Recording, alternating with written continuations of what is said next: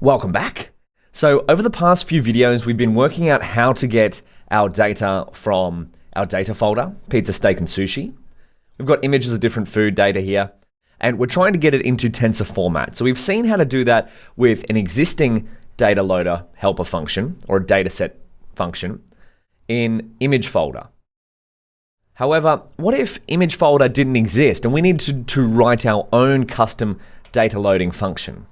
Now, the premise of this is, although it does exist, it's going to be good practice because you might come across a case where you're trying to use a dataset where a pre-built function doesn't exist. So let's replicate the functionality of image folder by creating our own data loading class.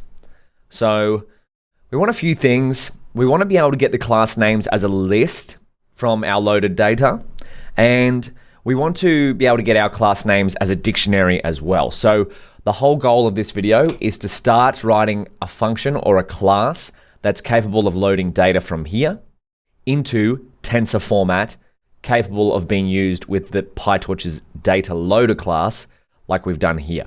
So we want to create a data set.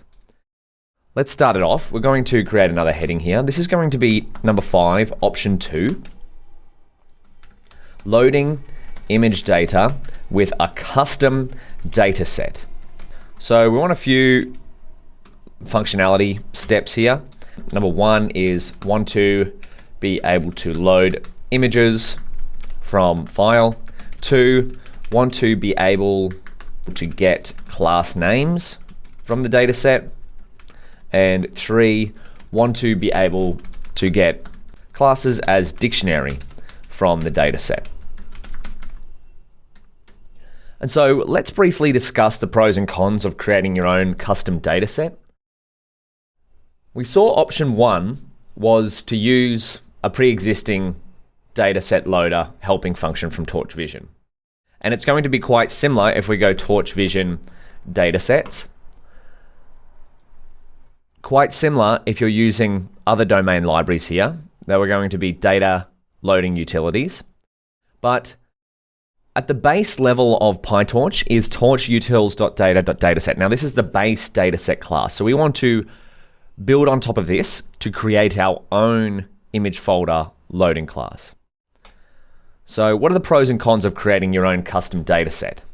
Well, let's discuss some pros. So one pro would be you can create a dataset out of almost anything as long as you write the right code to load it in.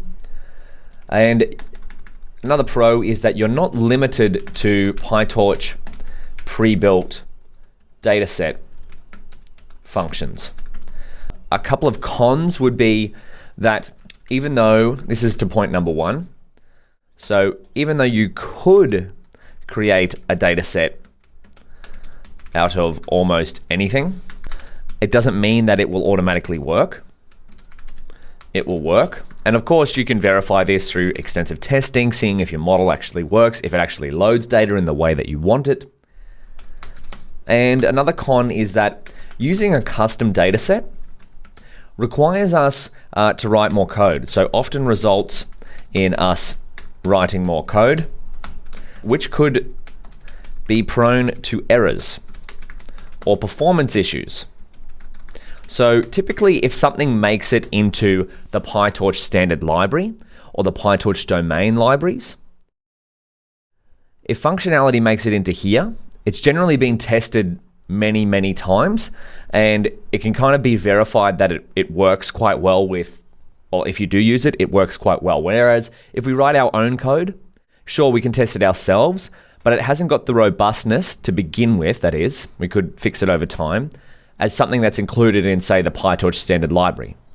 Nonetheless, it's important to be aware of how we could create such a custom dataset. So let's import a few things that we're going to use. We'll import OS, because we're going to be working with Python's file system over here. We're going to import pathlib, because we're going to be working with file paths. We'll import Torch. We don't need to again, but I'm just doing this for completeness. We're going to import image from PIL, the image class, because we want to be opening images. I'm going to import from torch_utils.data. I'm going to import dataset, which is the base dataset. And as I said over here, we can go to datasets, click on torch_utils data.dataset. This is an abstract class representing a dataset. And you'll find that this dataset links to itself. So this is the base dataset class. Many of the datasets in PyTorch, the pre-built functions, subclass this. So this is what we're going to be doing it. And there's a few notes here. All subclasses should overwrite getItem, and you should optionally overwrite len. These two methods. We're going to see this in a future video. For now, we're just setting the scene here. So from Torch Vision, we're going to import transforms because we want to not only import our images, but we want to transform them into tensors. And from the Python's typing module, I'm going to import tuple, dict, and list so we can put type hints when we create our class and loading functions. Wonderful. So this is our instance of torch vision.dataset's image folder. Torch vision.datasets.image folder. Let's have a look at the train data. So we want to write a function that can replicate getting the classes from a particular directory and also turning them into an index, or dictionary, that is. So let's build a helper function to replicate this functionality here. In other words, I'd like to write a helper function that if we pass it in a file path, such as pizza steak sushi or this data folder, it's going to go in here and it's going to return the class names as a list, and it's also going to turn them into a dictionary, because it's going to be helpful for later on when we'd like to access the classes and the class to IDX. And if we really want to completely recreate image folder, well, image folder has this functionality, so we'd like that too. So this is just a little high-level overview of what we're going to be doing. I might link in here that we're going to subclass this. So all custom datasets in PyTorch often subclass this. So here's what we're going to be doing. Over the next few videos, we want to be able to load images from a file. Now you could replace images with whatever data that you're working with. The same premise will be here. You want to be able to get the class names from the dataset and want to be able to get classes as a dictionary from the dataset. So we're going to map our samples, our image samples, to their class name by just passing a file path to a function that we're about to write. And some pros and cons of creating a custom dataset. We've been through that. Let's in the next video start coding up a helper function to retrieve these two things from our target directory.